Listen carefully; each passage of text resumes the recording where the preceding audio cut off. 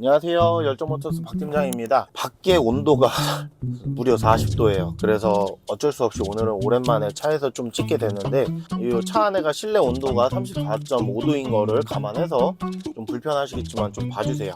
자, 오늘 영상 준비한 거는 이제 우리가 차량을 탑승했을 때 원인 모를 진동이라든지 아니면 소음, 어느 부분이 고장이 났는지 모르시는 경우가 대부분이라 그냥 정비업체 가서 저기 기사님 저 요거 차 운행할 때 뭐 소리가 나요, 아니면 진동이 너무 심해요 하다 보면은 필요 없는 부품까지 그냥 과대한 청구를 해서 우리 소비자분들이 좀 피해를 입는 경우가 좀 많기 때문에 오늘 영상을 좀 준비해 봤는데요.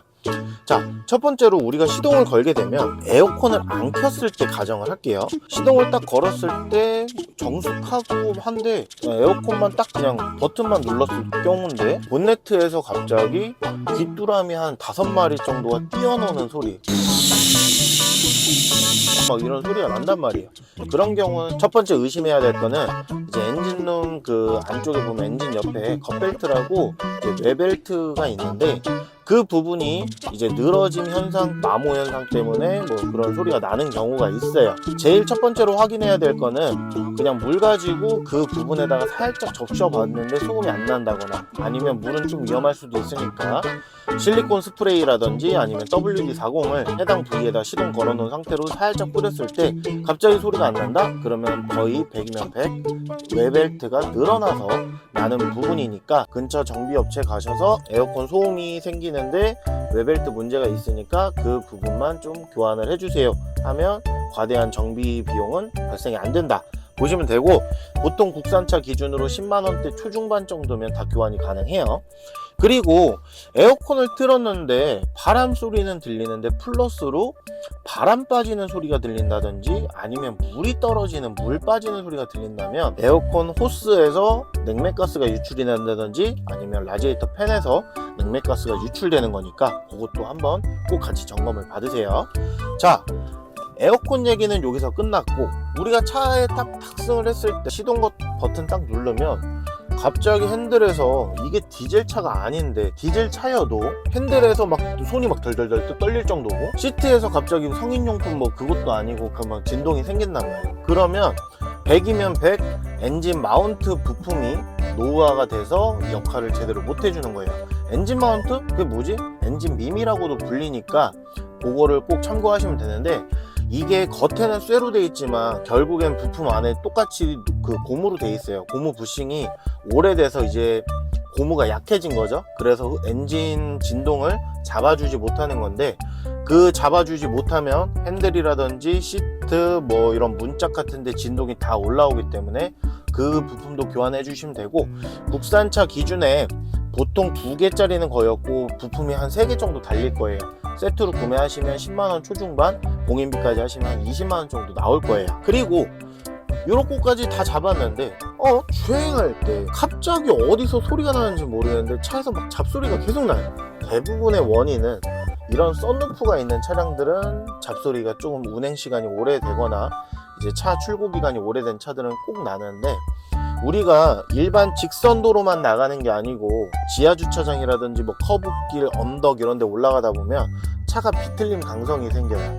근데 썬루프가 없는 차량들은 이게 철판이 아니고 유리다 보니까 이 사이에 또 철제 프레임에 또 이제 볼트 같은 게 다 조여주고 있는데, 볼트도 결국엔 조이는 건데 다시 풀릴 수도 있는 거예요. 조금씩 느슨해지니까 유격이 생기겠죠.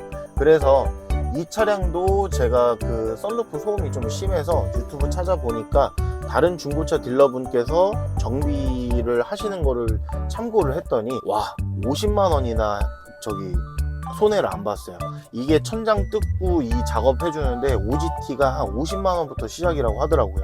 그래서 저도 좀 어려웠지만 한번 다이를 해본다는 생각으로 천장을 다 뜯어서 그 부분을 다 조였더니 신기하게 소리가 안 나는데, 그거는 우리 시청자분들도 한번 좀 참고해서 한번 좀 해봤으면 좋겠습니다.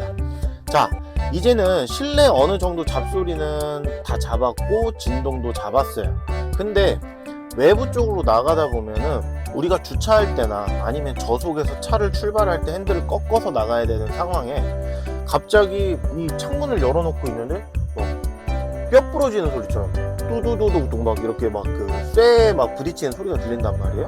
근데 희한하게 시속 10km가 넘어가면 핸들을 돌려도 그런 소리가 안 나는데 꼭 저속에서 핸들을 막 이빠이 돌렸을 때 딱딱딱딱딱딱 하면서 소리가 나는데 그 소리는 대부분 어퍼암이라는 그 이제 역할을 해주는 부품이 노후화가 돼서 이제 그 장력을 잃은 거죠.